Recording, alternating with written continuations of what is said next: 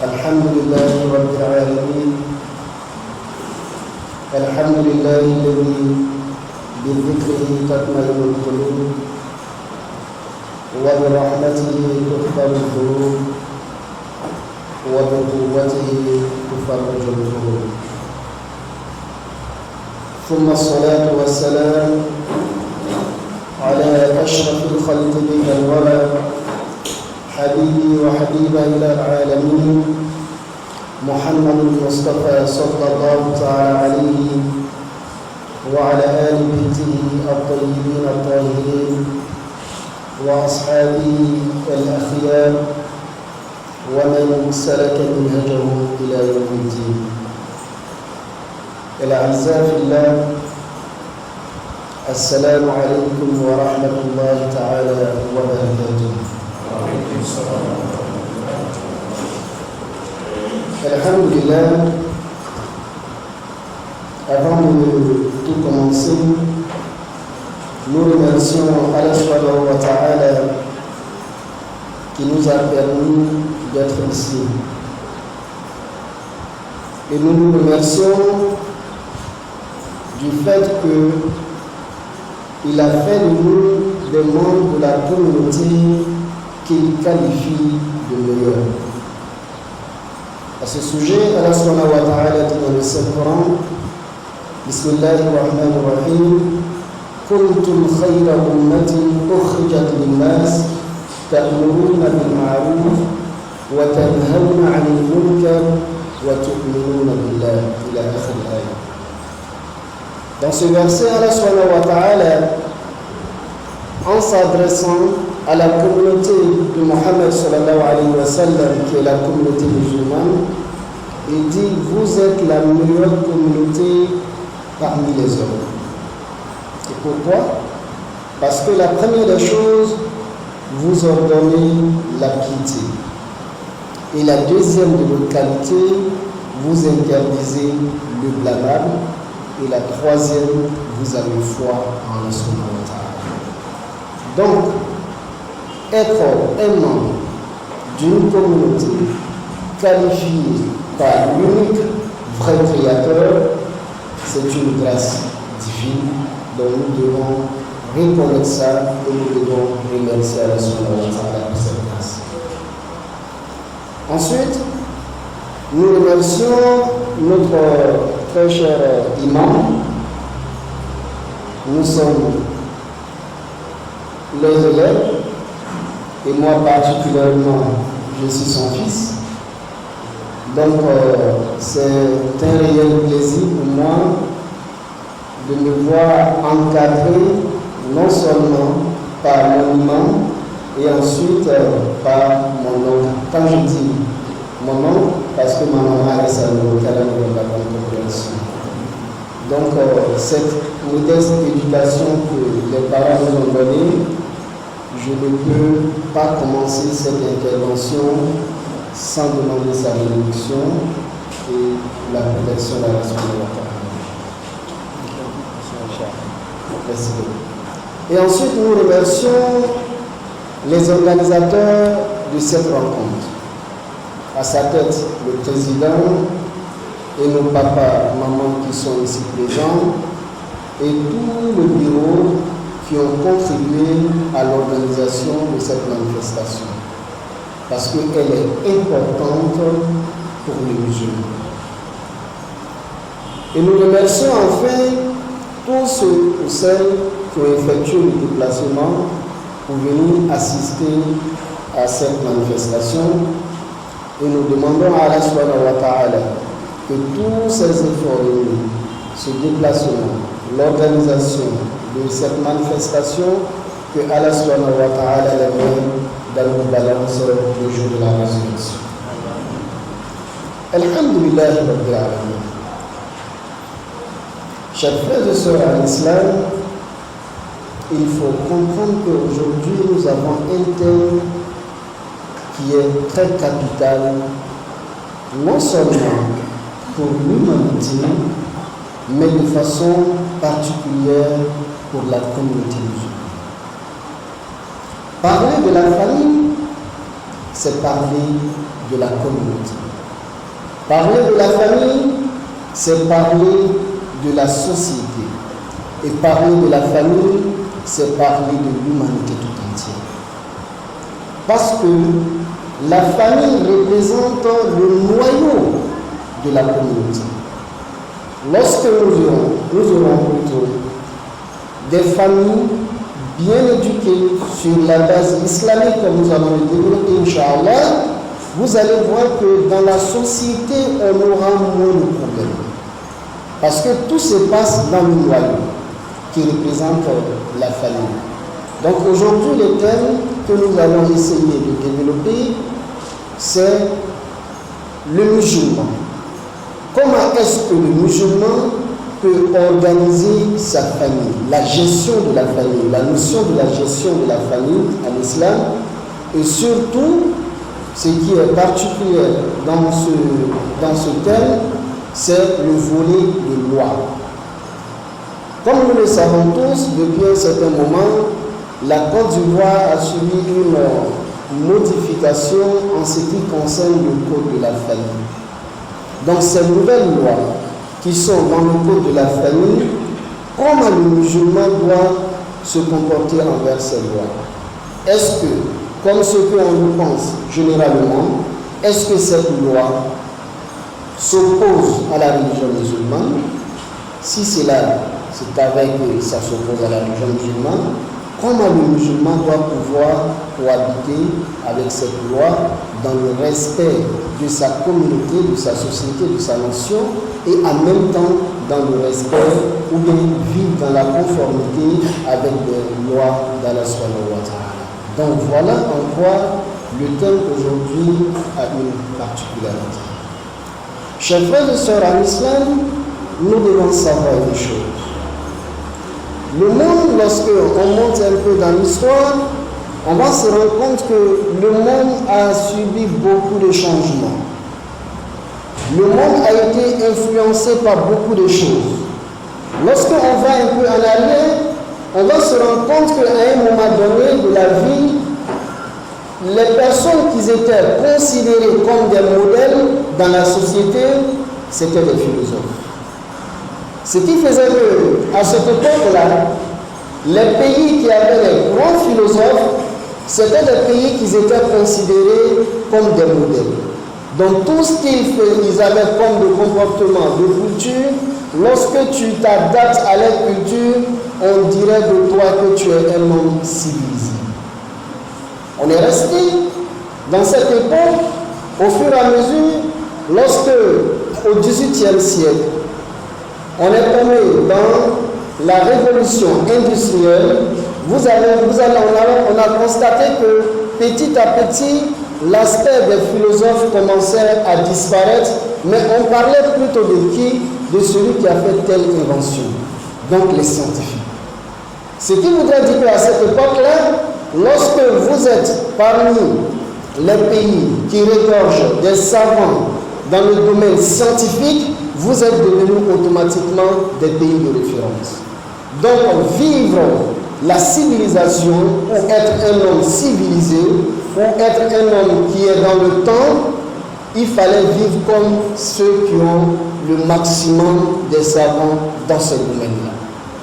Mais on s'est rendu compte qu'à un moment donné, vers le début du XXe siècle, ça a commencé à poser des problèmes. Parce que ceux qui avaient cette connaissance, qui fabriquaient les choses, on a commencé à abuser du pouvoir. Je peux détruire une nation, automatiquement je le fais. Donc de là, l'humanité a pris une conscience. Mais si on laisse les choses aller comme ça, il va y avoir problème. Donc qu'est-ce qu'il faut faire? On a commencé à parler de droits de l'homme.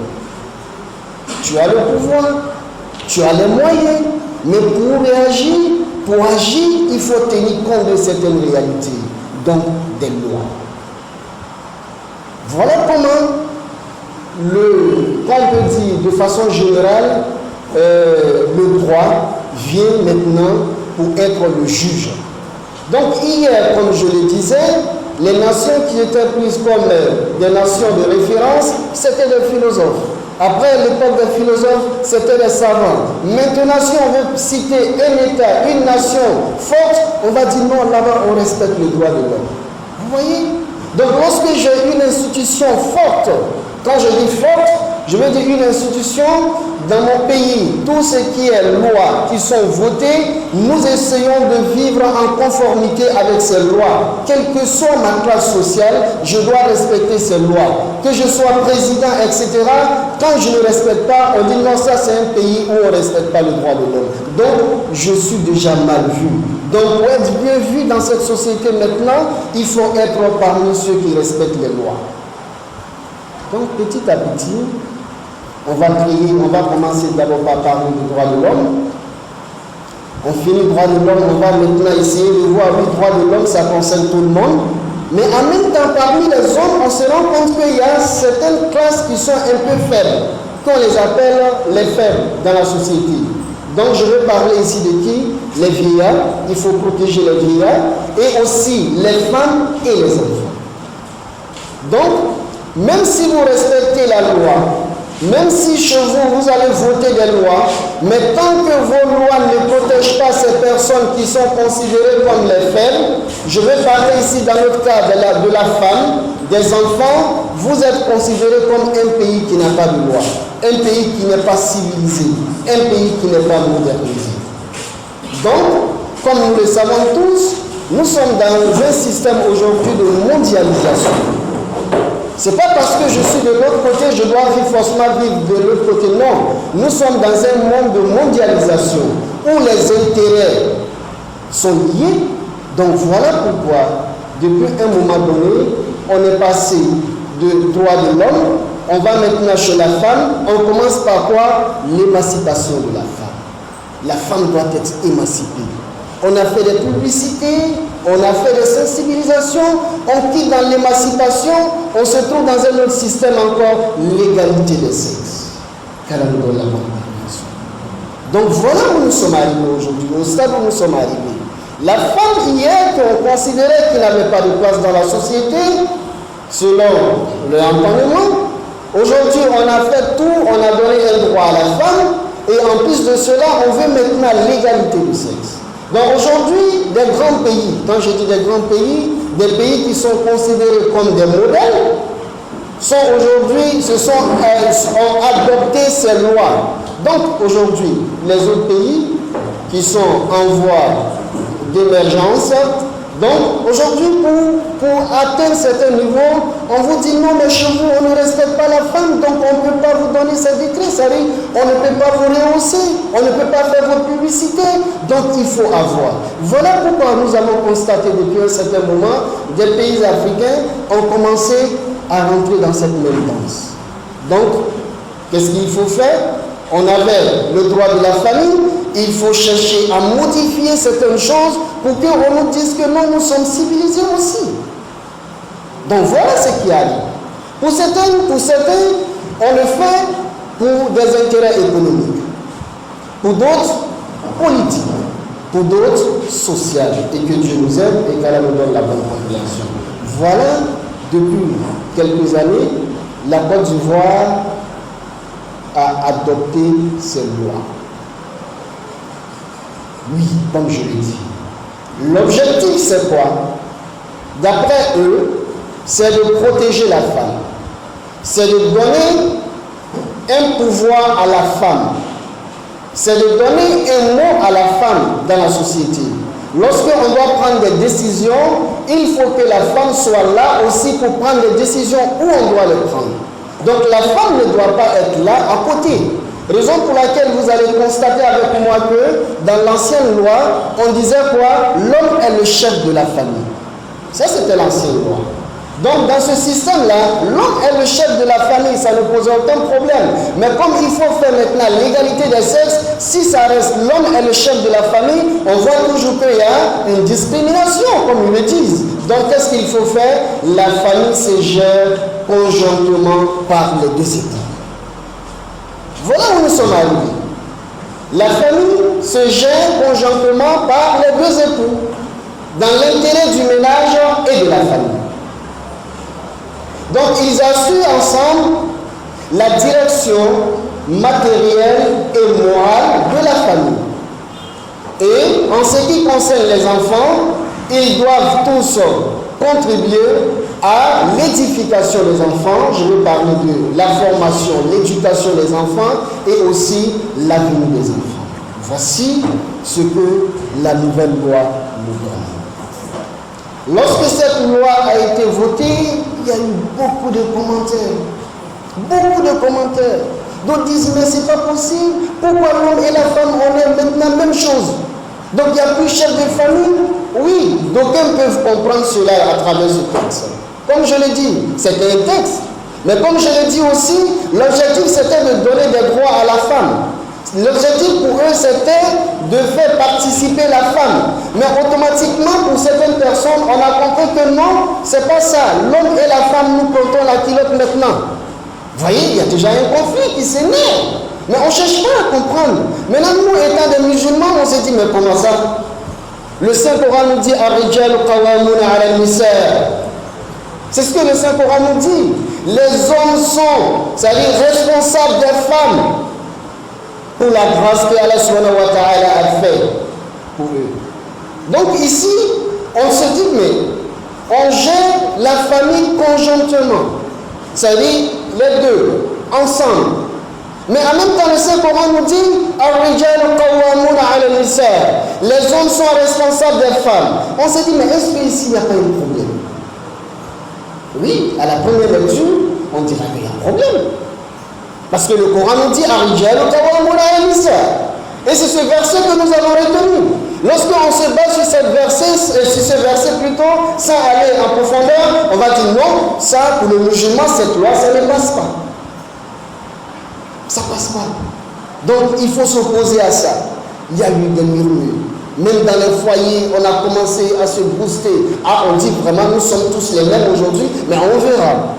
Et nous avons maintenant la loi qui vient, c'est-à-dire après, ça c'est l'article 58. Lorsqu'on va dans l'article 59, on nous dit une autre chose encore. Sur le plan matériel, dans l'ancienne loi, on nous disait simplement que c'est l'homme qui avait l'obligation de prendre la charge de la famille. Mais la femme venait simplement pour épauler l'homme. Mais ce qu'on constate dans le nouveau article de cette loi, on nous dit non, les deux doivent contribuer. Regardez les femmes, regardez nos mamans. C'est vrai, de l'autre côté, on a crié au fort, on a gagné, on est au même titre. Mais n'oublions pas, l'islam qui a dit Ar-Rijal Qawwamuna 'ala an-Nisa, et qu'est-ce que l'islam dit en ce qui concerne les charges de la famille? C'est ce qu'il ne faut pas ignorer. Donc ici, on nous dit non, les deux, ils sont au même pied d'égalité, selon les rendements. Ce qui voudrait dire quoi? Aujourd'hui, lorsque dans le foyer, qu'il savait que c'est la femme qui travaille et que l'homme ne travaille pas, ou bien la femme a une fonction qui lui donne plus d'argent que l'homme, et qu'elle s'abstient à dépenser dans la famille, l'homme peut traduire la femme en justice. Est-ce que ça vous arrange, maman? Vous voyez, on avait nos économies, on essayait de faire le commerce avec, on essayait d'aider les autres avec, on essayait d'aider notre famille avec, mais en même temps on nous dit non, si aujourd'hui vous avez de l'argent, vos comptes bancaires, on va essayer de voir, il faut participer au même titre que l'homme. Ce qui veut aussi dire que si l'homme a les moyens, ça c'était déjà dans l'ancienne loi, si l'homme a les moyens et qu'il s'abstient, on peut juridiquement devant un tribunal contraindre l'homme à pouvoir participer. Ça c'est le deuxième volet de la loi. L'égalité, ah oui, on veut être tous maîtres de la famille, oui, mais en même temps financièrement on doit être la même chose. Là ici il y a une équité. Et en même temps, on va encore en bas, on nous dit dans l'article 60, on nous dit non, le choix du domicile familial, on doit le faire d'un commun accord. Pourtant, dans notre loi, non, c'est l'homme qui avait l'obligation de trouver un domicile. Et la femme était obligée de venir vivre avec l'homme. Sauf s'il y avait des conditions qui ne permettaient pas, que la justice même voit que ça ne permet pas à la femme de vivre là où l'homme vit, donc on trouvait un autre domicile à la femme et pour la femme et les enfants. Parce que regardez, la femme et les enfants, parce qu'on est toujours conscient que l'éducation de base dépend de nos mamans. Donc c'est très important, ça c'était dans l'ancienne loi. Mais dans la nouvelle loi, en cas de litige, moi je dis bon, on va habiter à la Riviera 2. Madame dit non, moi la Riviera 2 ne me dit pas grand chose, on va à la Palmeraie. On a discuté, on n'a pas trouvé un terrain d'entente, on va à la justice, c'est la justice maintenant qui va décider. Mais nous allons cette fois-ci vivre ensemble. Dans tous les cas. Donc ici, il est important parce que ne prenons pas seulement le grand titre. L'égalité des sexes, on a pris ça seulement, on s'est aveuglé, on dit non, on a rejeté tout. On dit mais comment les femmes aujourd'hui, ils ont des privilèges? Non, on a oublié que dans cette même loi, la femme perd certains privilèges, qui était d'économiser ce qu'elle avait et participer quand elle veut. Et ne pas participer quand ça ne lui plaît pas. Vous voyez? Mais donc voici la nouvelle loi qui vient nous dire non, la femme aujourd'hui, lorsque l'homme doit avoir le domicile, on doit chercher à voir ensemble. Est-ce qu'on est d'accord ici pour que nous habitons ensemble? Oui, la femme dit elle est d'accord, l'homme dit il est d'accord, il n'y a pas de problème. Mais en cas de désaccord, on se trimballe encore à la justice. Pour les musulmans, tout ça, ça pose problème. Voici nos écritures. Et le dernier article, c'est surtout sur ce qui concerne le travail, la profession. Donc avec le nouveau, on exerce la profession qu'on veut. Et même l'ancien même avait essayé de parler de ça. Donc voilà un peu des lois aujourd'hui qui nous font peur étant des musulmans. Est-ce que vraiment il faut avoir peur? C'est la toute première question. Est-ce que vraiment aujourd'hui, étant un musulman, fonctionnaire, je suis à la fonction publique, je veux bénéficier de certains acquis? On me dit non, il faut être marié parce que quand c'est pas devant un maire, tu es encore célibataire. Je veux avoir des assurances, etc. Donc est-ce que si je fais ce mariage-là, je ne suis pas en conformité avec l'islam, je m'oppose avec l'islam parce que certains ont pensé à ça. Et d'autres même, ils avaient déjà des projets de mariage, ils ont stoppé. Pourquoi? Moi, je ne peux pas le faire. Et si je le fais, c'est comme si on me dit qu'on a le même pied d'égalité. Voilà des problèmes qui ont commencé à surgir dans les familles. Si nous prenons le premier article, en ce qui concerne la gestion, c'est vrai, comme je l'ai dit à la première lecture, on va dire qu'il y a problème. Mais moi je dis qu'il n'y a pas de problème. Apparemment il y a problème. Mais la réalité est que si on se trouve devant un juge et qu'on connaît ses droits, il n'y a pas trop de problème. Parce qu'on nous dit dans l'intérêt de la famille. Comme j'ai coutume de dire, nous savons aujourd'hui, dans toutes les organisations, nous avons ce qu'on appelle règlement intérieur. Est-ce que respecter le règlement intérieur de l'organisation à laquelle j'appartiens est une violation de loi? Non. Je suis une famille musulmane. Ça veut dire que j'ai des principes. Ma femme, elle est musulmane, je suis musulman. Et par la grâce de Dieu, les enfants que Dieu va nous donner, on espère que tous ces enfants soient musulmans. Parce que c'est l'éducation que nous allons donner à nos enfants.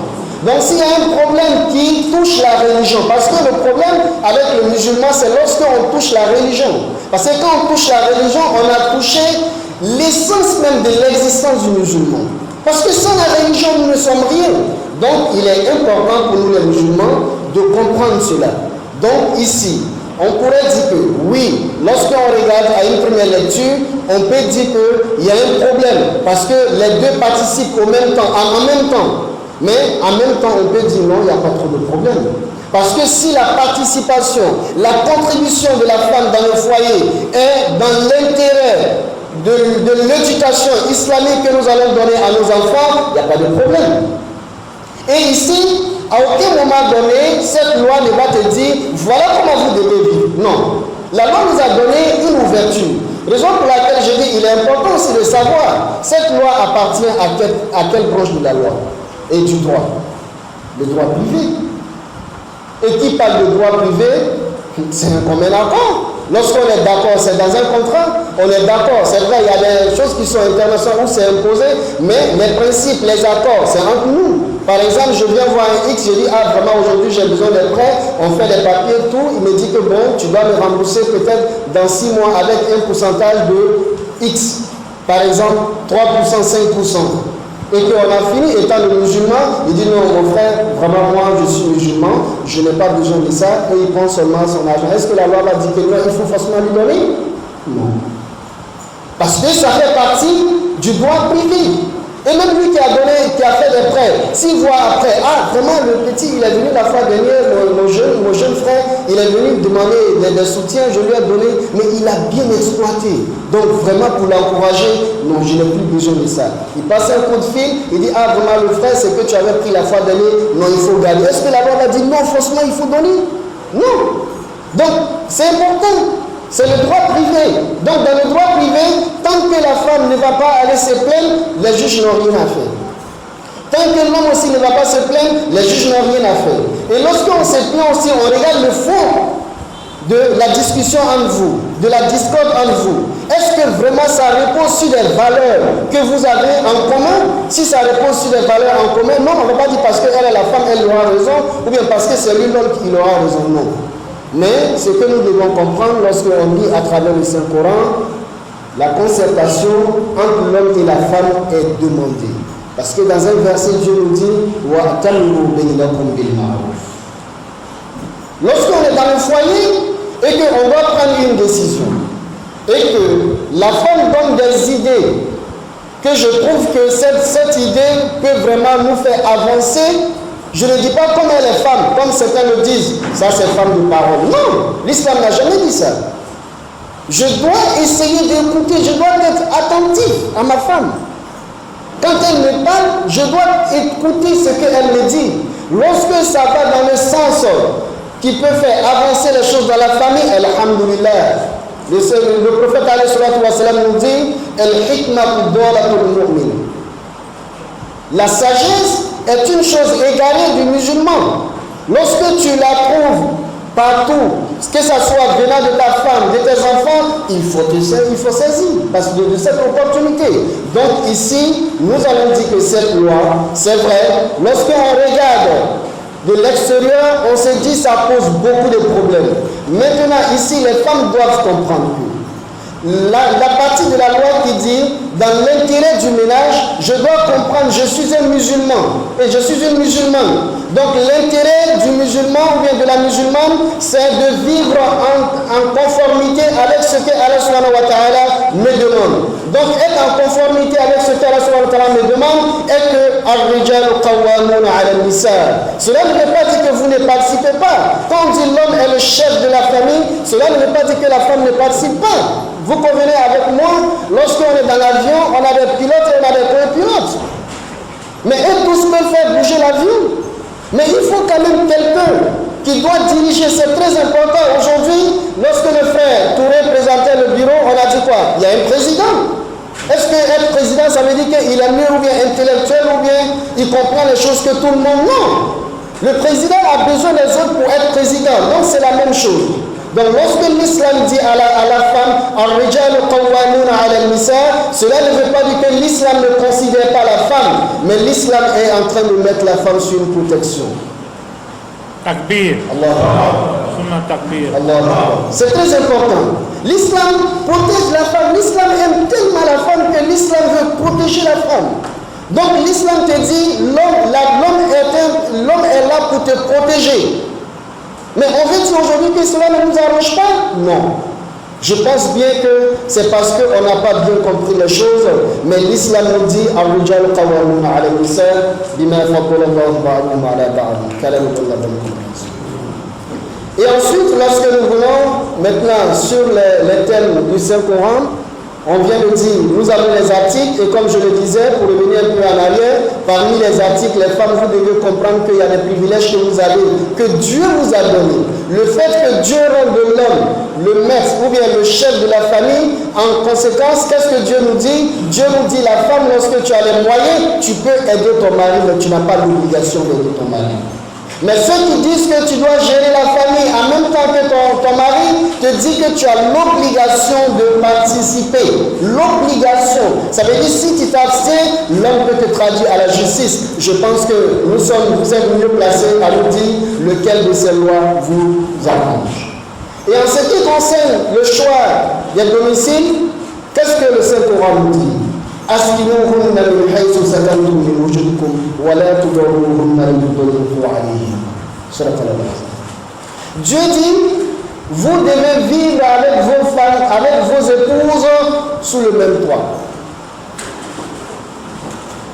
Sur le même toit, sur le même lit, vous devez vivre avec vos familles. Donc ça veut dire, c'est selon la philosophie islamique, c'est l'homme qui a le devoir de pouvoir trouver un lieu d'habitat pour la femme. Donc c'est l'homme qui a ce devoir. Mais aujourd'hui, avec ce que la loi nous dit, c'est vrai, la loi ne nous dit pas que forcément c'est la femme ou bien c'est l'homme. Ça nous dit on doit être d'accord. Mais seulement étant des musulmans, nous devons savoir. Un musulman, lorsque Dieu te dit que tu dois vivre avec ta femme et sur ton toit, et en même temps Dieu te dit par ailleurs que tu dois apporter un bon traitement à cette femme. Donc si tu veux vivre avec la femme dans des conditions qui ne sont pas favorables à la femme, en islam ça se discute. L'islam n'est pas une religion qui est rigide, non. Si on voit qu'il y a des raisons valables, par exemple une femme qui occupe un rang dans la société, de sorte qu'elle a besoin d'un minimum de protection, de sécurité. Donc là, si vous demandez, étant le mari, la faire vivre dans un milieu où elle n'a pas de sécurité, où sa vie est en danger, en islam, la femme peut dire non, je ne veux pas. Et l'autorité islamique aussi doit pouvoir trancher ce problème-là, parce que ça, c'est important. Ne pensons pas que non, en islam, lorsque Dieu nous dit Ar-Rijal Qawwamuna 'ala an-Nisa, ça veut dire non, c'est moi je dois crier dans la maison, c'est moi je dois taper, c'est moi. Non, non, non. Dieu te dit simplement il faut diriger. Mais en même temps, dans la gestion, le prophète alayhi salatu wa salam nous dit quoi? Il dit les meilleurs parmi vous sont ceux qui s'entendent avec les femmes. Et moi je le suis, donc je suis le meilleur d'entre vous. Regardez un peu. Regardez aujourd'hui, pourquoi nos mamans, pourquoi nos soeurs, pourquoi nos épouses aujourd'hui, elles veulent s'accrocher à cette loi. Est-ce la faute à l'islam? Je dis non. Mais souvent, c'est nous-mêmes, comment nous appliquons l'islam. Parce que c'est vrai, l'islam dit Ar-Rijal Qawwamuna 'ala an-Nisa. Les hommes sont responsables. Aujourd'hui, cette responsabilité, on a compris que non, lorsque l'homme parle, personne ne parle. De sorte que dans la famille aujourd'hui, lorsque papa vient, tout le monde est dans son coin. Même maman n'a même pas le droit de parler. Même quand il vient pour saluer le mari, elle tremble. Parce qu'elle peut rire automatiquement, on réagit. Non.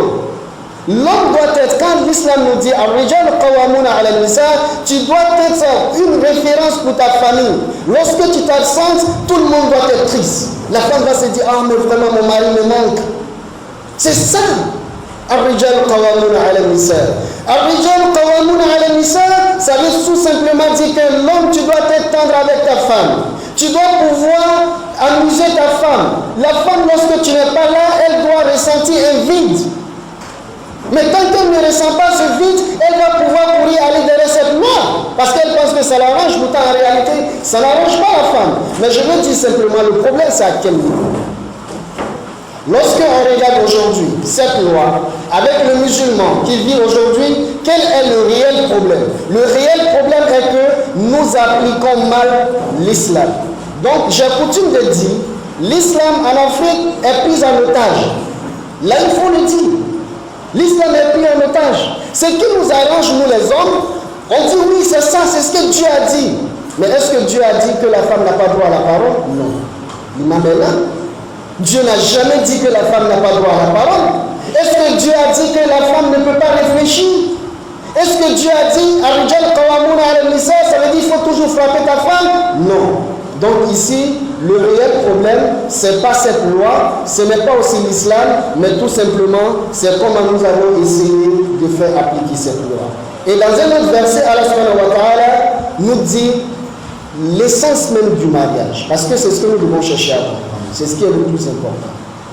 Quand Dieu nous dit, il a créé l'homme et la femme, il a institué le mariage, Dieu nous dit quoi dans le Saint-Coran? Il dit وَمِنْ آيَاتِهِ أَنْ خَلَقَ لَكُم مِّنْ أَنفُسِكُمْ أَزْوَاجًا لِتَسْكُنُوا إِلَيْهَا وَجَعَلَ بَيْنَكُم مَّوَدَّةً وَرَحْمَةً إِنَّ فِي ذَلِكَ لَآيَاتٍ لِقَوْمٍ يَتَفَكَّرُونَ. Il dit parmi les signes d'Allah subhanahu wa ta'ala, Lorsque nous prenons le Saint-Coran, souvent Dieu dit parmi ces signes, il a créé le ciel et la terre. Parmi ces signes, le soleil et la lune. Mais ici, Dieu nous dit parmi ces signes, il a créé de vous pour vous, vos épouses. C'est important. Allah Akbar. Allah Akbar. Il a créé de nous, pour nous, nos épouses. Pourquoi? Pour qu'on vienne la battre? Pour qu'on ne l'écoute pas? Ou bien pour que la femme vienne dire que c'est moi, je dois mettre la loi? Non. L'état scolaire, il est là. Pour que vous ayez la quiétude auprès de votre femme. Donc, nos mamans, nos soeurs, nos épouses, lorsque vous voulez votre rôle dans le foyer que Dieu vous a donné, c'est que l'homme doit avoir la quiétude auprès de vous. Lorsque au boulot, il a été vraiment malmené par les travaux, ou bien il a eu des problèmes, accidents de travail, etc., il doit être pressé pour rentrer à la maison. Parce qu'il sait que quand il arrive à la maison, il a une femme qui va essayer de lui donner des conseils pour pouvoir apaiser. Regardez le prophète alayhi salatu wassalam. La première année où les musulmans ont décidé d'aller faire l'ouverture de la Mecque, le prophète a promis aux gens, il dit non, cette année-là, nous allons faire l'ouverture de la Mecque. On va en groupe, on arrive, on est empêché. Le prophète sallam demande aux musulmans d'immoler les bêtes. Tout le monde dit non, on n'immole pas. Même les grands disciples, ils disent on n'immole pas. Tu as dit que nous allons récupérer la Mecque. Aujourd'hui, nous devons récupérer la Mecque. Quel que soit ce que ça va nous coûter. Immolez la bête et rasez-vous les têtes, les hommes. Tout le monde s'est opposé. Certains savants disent que c'est Salomon, certains disent que c'est Aïcha. Le prophète alayhi salatu wassalam, le plus important, regardez vers qui il fait recours. Il va voir d'abord sa femme. Il dit, je ne comprends pas. Voilà ce qui est arrivé et je demande aux musulmans de faire ceci. C'est une première fois que les musulmans s'opposent à ce que je dis, mais je ne sais pas comment je vais décanter cette situation. Regardez. La femme nous dit quoi? Oh, le prophète, le problème il est simple. Toi-même, il faut commencer à te raser et aussi il faut immoler ta bête. Tu vas voir que tout ça. Regardons nos parents quand ils disaient à chaque fois la nous porte conseil. Vous savez c'était pourquoi? C'était pour voir nos mamans. C'est vrai, le vieux, tu le vois à la maison, dans la journée, il est dur. Mais pour des conseils, il a besoin de la femme. Quand il dit la nuit porte conseil, non, c'est pas lui, c'est pas pour dormir. Non, mais c'est profiter du bon moment qu'il passe avec sa femme, lui poser certains problèmes et calmement la femme lui donne la solution. Et quand lui a la solution, c'est lui qui vient donner le verdict. C'est ça. C'est ça être un grand homme. Un grand homme, c'est ça, et c'est ce que l'islam nous demande. Regardez un peu une fois, un jour, un disciple qui était embêté par sa femme. En ce moment, c'était Omar bin Khattab qui était le khalifa. Omar, il s'est dit non, il se oriente vers Omar. Il dit non, aujourd'hui, moi, le comportement de ma femme, elle m'embête beaucoup, je ne peux plus, je vais aller dire ça à Omar. Ça, il faut qu'on trouve une solution. On a fini avec ça. Vous voyez, la première leçon que nous devons comprendre ici, eux, quand ils avaient des problèmes, ils cherchaient à voir qu'est-ce que l'islam nous dit. Donc, il va chercher à voir Omar. Et arrivé vers la porte d'Omar, où il finit de frapper, taper à la porte, il entend la femme de Omar qui est en train de crier sur lui. Avec un ton que sa femme n'a jamais fait, elle n'osera jamais le faire. Le monsieur se dit, ça là, moi je dis chez moi c'est chaud, mais chez Omar même c'est encore plus chaud. Vous voyez, il est tout. Omar avait déjà entendu le bruit. Donc Omar finit de gérer sa femme un peu, elle a crié, oui, il a fait calmer un peu, et Omar vient, ouvre la porte, il voit le disciple en train de partir. Il dit, mon frère, qu'est-ce qui se passe? Il dit, non Omar, c'est bon. Non, il dit, non, viens, tu ne peux pas partir. Si tu étais venu, il y avait une raison. Il dit, non Omar, sincèrement, pour être sincère comme tu l'as dit, moi j'étais venu parce que je suis embêté par ma femme. Mais ce que moi j'ai vu chez toi là, sincèrement j'ai oublié pour moi. Qu'est-ce que Omar me dit? Il dit, c'est ça les grands hommes. Au dehors, on est fort. En face de l'ennemi, Omar ne reculait jamais. C'est lui, le jour est rentré en islam. Il dit, aujourd'hui, l'islam sera dit dans le monde entier. C'est-à-dire, aujourd'hui, à la Mecque, tout le monde dira, nous sommes musulmans, tous ceux qui sont musulmans, on ne doit plus se cacher, on ne doit plus cacher notre islamité. Mais c'est ce Omar-là, sa femme crie sur lui. Il dit, c'est ça les hommes forts. Nous, moi que tu vois Omar, quand tu me vois au dehors, je suis fort, je crie sur tout le monde. Mais moi, ma femme, elle me parle là-dessus, je t'écoute. Donc, c'est ça qui nous manque, chers frères et sœurs. Si nous voulons bien vivre sur cette loi, nous ne voulons pas être embêtés par nos épouses par cette loi, nous devons être tendres avec elles. Comme on le dit dans le jargon, l'homme a peur de celui qui le respecte. Ça, c'est notre éducation de base. Donc, une femme que tu respectes, une femme que tu chouchoutes, parce qu'il faut savoir le faire. Le prophète Ali sallallahu alayhi wa sallam, souvent quand il rentrait, il regarde sa femme, il dit mais tu es la femme la plus belle.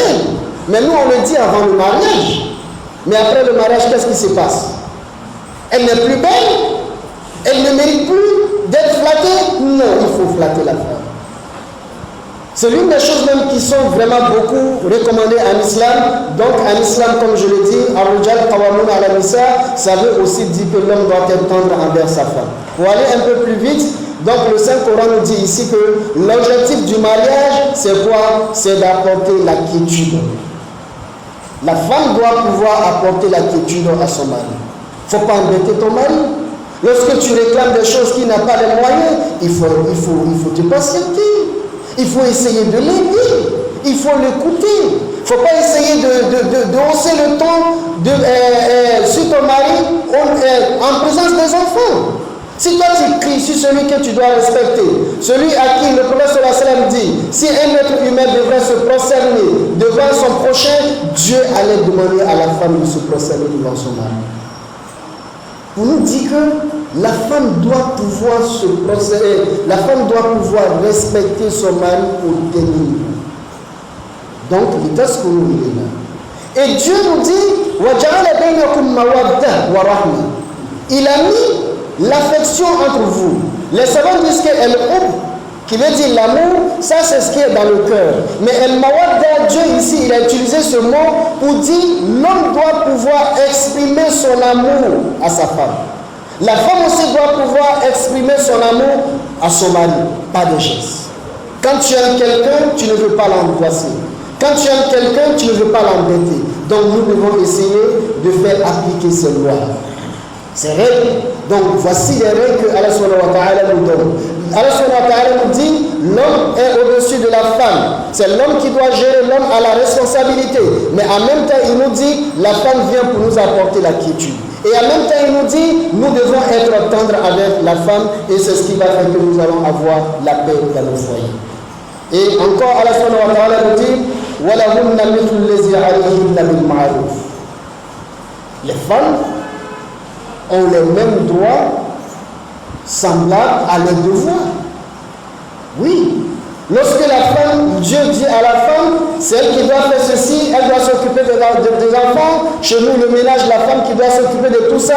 En retour, qu'est-ce que Dieu nous dit? L'homme doit s'occuper de la femme. Donc, il est très important pour comprendre en islam que nous devons comprendre que l'islam donne les mêmes droits que l'islam donne à l'homme, il donne aussi à la femme. Mais le pouvoir que Dieu a donné à l'homme, cela ne lui permet pas de transgresser les lois de la femme, ou bien de chosifier la femme. Pour lui, la femme n'a pas de sens. C'est ce qui fait aujourd'hui que nos soeurs pensent, nos mamans pensent que non, il faut faire recours à cette loi. Mais lorsque nous allons appliquer convenablement tel que le Saint-Coran nous dit, vous allez comprendre qu'on n'aura plus d'embêtement avec nos épouses, qu'Allah nous donne la bonne compréhension. Et pour finir, Allah subhanahu wa ta'ala nous dit, وَأَعْتَمِرُوا بَيْنَكُمْ بِالْمَعْرُوفِ. Vous devez vous ordonner la piété. C'est ce que je dis dans l'introduction. Dieu dit nous sommes la meilleure des communautés. Pourquoi? Parce qu'on ordonne la piété. Donc l'épouse doit pouvoir donner des conseils à son mari. Lorsque tu vois ton mari qui est musulman, tantôt souvent les matins c'est difficile pour lui de se réveiller pour faire sa prière, de façon avec la tendresse, la douceur, il faut pouvoir le convaincre de se réveiller pour faire sa prière. C'est ça la religion. Lorsque je vois que ma femme, Dans l'habillement islamique que Dieu a dit, je vois que ma femme a des difficultés dans cette pratique. Non, ce n'est pas de la rejeter ou de la crier là-dessus. Non, il faut l'amener à le faire de façon progressive. Oui, hier tu portais le mini-jupe. Aujourd'hui tu portes ce qui arrive, qui dépasse les genoux. Oui, félicitations, c'est bien, du courage. C'est ça le musulman. Le musulman doit pouvoir dire ce que tu as fait, c'est un effort que tu as fait, mais Dieu attend encore plus de toi. Donc lorsqu'on va adopter cette philosophie de demander, c'est-à-dire lorsqu'on demande et que c'est fait, il faut pouvoir dire merci. Parce que c'est ça le problème. Et lorsque ce hadith est arrivé, Ibn Abbas dit que mais, lui il ne comprend pas. Donc cela voudrait dire que nos femmes pourront nous donner des ordres. Oui. Mais si c'est dans l'intérêt de la famille et surtout qui va dans le sens de la religion musulmane. Par exemple, aujourd'hui j'ai les moyens, ma femme constate que je fais partie des gens à la Mecque, nous sommes dans la période, la femme peut venir te dire, ah vraiment, mon mari, c'est vrai, tu as fait partie 5 à 4 personnes, mais moi je pense que toi-même tu dois chercher à partir. Il faut prendre ça. Il ne faut pas dire parce qu'elle est femme, non. Il faut accepter ses propositions. Donc la femme aussi doit être toujours attentive. Donc pour cela, qu'est-ce qu'il faut faire? Il faut chercher à connaître sa religion. Je pense que c'est l'objectif même de cette conférence. Parce que pour faire tout ce que nous venons de dire, il faut d'abord connaître sa religion. Il faut se dire que qu'est-ce que l'islam me dit étant dans mon foyer. Allah subhanahu wa ta'ala, comme nous l'avons dit, il a dit d'abord le foyer est fait pour la quiétude. Et dans le foyer, nous devons de façon réciproque nous montrer ce que nous aimons. Et montrer aussi à l'autre que je l'aime, j'ai beaucoup de considération pour cette personne. Et à la fin, même quand l'amour s'envole avec le temps, mais il faut avoir la miséricorde, il faut pouvoir donner la miséricorde à cette personne. Donc il faut avoir pitié de ce dernier, ou de cette dernière. Donc voilà ce que l'islam dit, je dois d'abord le savoir. Je ne dois pas me dire non, comme l'islam dit, c'est l'homme qui est le chef de la famille, donc il faut tout est permis. Non. Il faut comprendre que l'islam nous dit, il faut traiter sa femme avec bonté, avec douceur. Et le prophète alayhi salatu wa salam était un exemple pour cela. Sa femme lui dit que souvent le prophète alayhi salatu wa salam aidait ses épouses à faire le ménage. Le prophète alayhi salatu wa salam, il avait des périodes où il faisait le sport avec ses femmes. Mais aujourd'hui, quand tu les fais, on dit non, il veut vivre comme les blancs. Non! C'est l'islam qui nous le dit. Lorsqu'on sait que l'amour, dans notre foyer, il y a des problèmes, l'islam nous dit, je peux faire voyager ma femme. J'ai les moyens, je vois qu'à un moment donné, on est crispé, ça ne va pas dans le foyer. L'islam dit, je peux offrir un billet à ma femme pour qu'elle puisse aller faire des vacances. Même si c'est un mois, deux semaines, elle va le faire. Avec le changement du lieu, ça va la faire changer. Mais tout ça dans l'intérêt, de la famille. Donc l'intérêt de la famille, comme je le disais, la famille en islam, c'est le noyau de la société. Donc aujourd'hui, vivre son islamité sous cette loi, c'est possible. Mais ça va être possible encore plus facile lorsque nous-mêmes on pratique convenablement ce que l'islam nous dit. Parce qu'une femme à qui tu lui dis, tu fais des cadeaux, des surprises, le prophète le faisait. Mais nous aujourd'hui on fait surprise à qui? Celle qui est au dehors. Souvent même ce n'est pas si de bonne voie. Donc tu dois le savoir. Tu dois savoir les événements dans la vie de ta femme. Et tu lui fais souvent des surprises. Ou bien madame, vraiment aujourd'hui, je veux que tu m'accompagnes à un X lieu. Et arriver là-bas, c'est une surprise qui l'attend. Voilà comment le musulman doit vivre avec sa femme. Donc le musulman n'est pas dans son foyer celui qui ne fait que donner des ordres, mais ne pas recevoir des ordres. Tu donnes des ordres, c'est vrai. Et lorsque ces ordres sont exécutés, tu dois pouvoir dire merci. Ça c'est important. Et même Allah subhanahu wa ta'ala nous dit, il dit la in shakartum la azidannakum. Si vous me remerciez, je vais vous augmenter en bien. Donc remercier son prochain, comme le Prophète nous dit, il dit celui qui n'arrive pas à remercier son prochain ne pourra jamais remercier Allah subhanahu wa ta'ala. Durant le mois de Ramadan, qu'est-ce que nos femmes ne font pas? Au moment où le jeûne te fatigue, tu cherches à te coucher ou bien à te reposer, c'est en ce moment la femme cherche à rentrer dans la cuisine.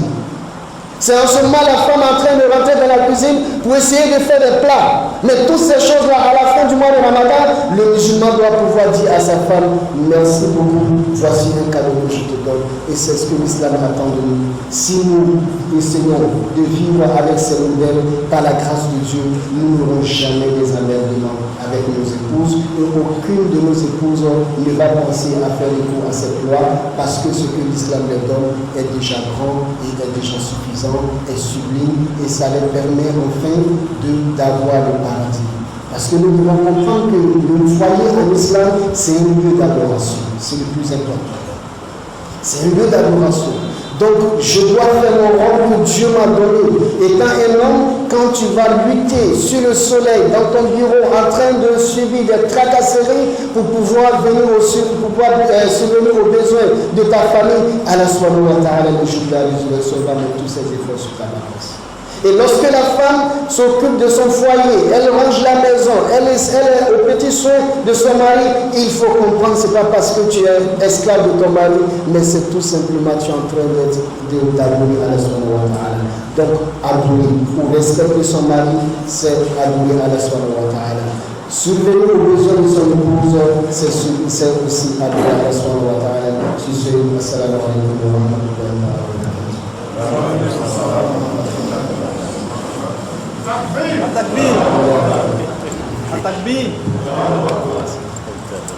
التكبير الحمد لله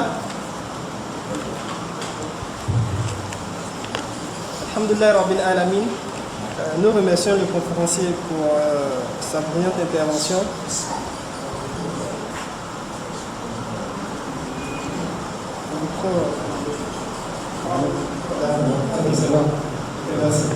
En tout cas, pour sa brillante intervention, il faut dire que pour sa gestion du temps, il faut dire que l'intervenant a fini 2 minutes avant, je vais dire, la fin du jour.